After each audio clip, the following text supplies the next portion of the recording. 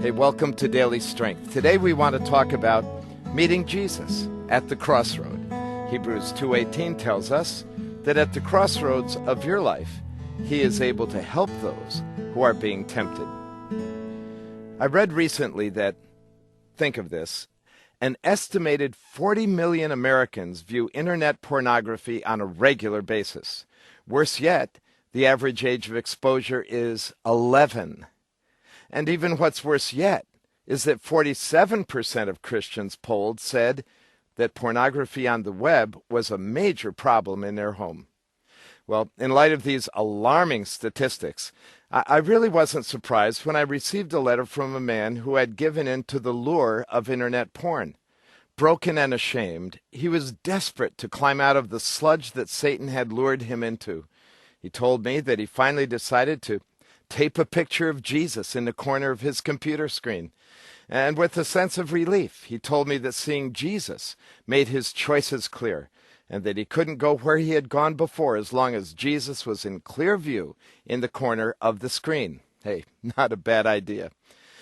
And while it may not be pornography for you, there isn't one of us who doesn't struggle with Satan's pull on our desires. We all know how good it feels to do a little gossip now and then. And taking out revenge on our enemies can seem very satisfying.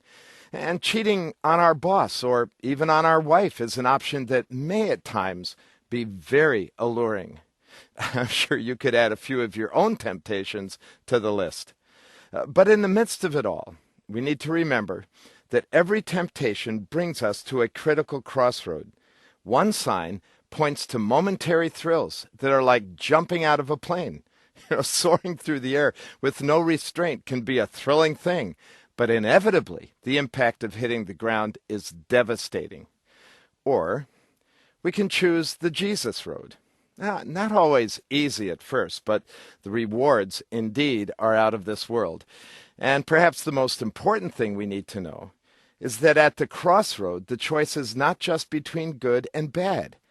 Because sometimes you and I will want to be bad.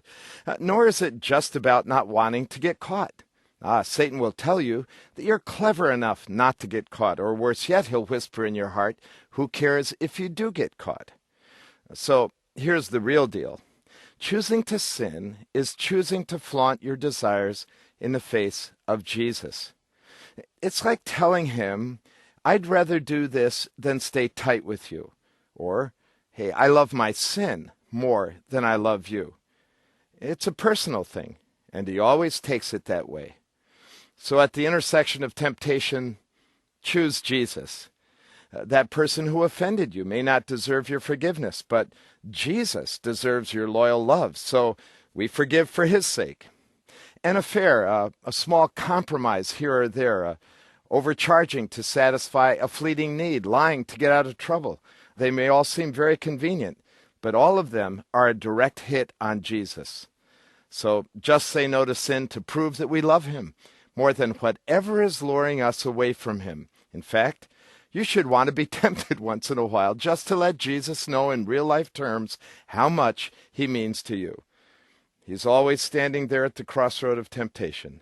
And as Hebrews says, he is able to help you when temptation comes.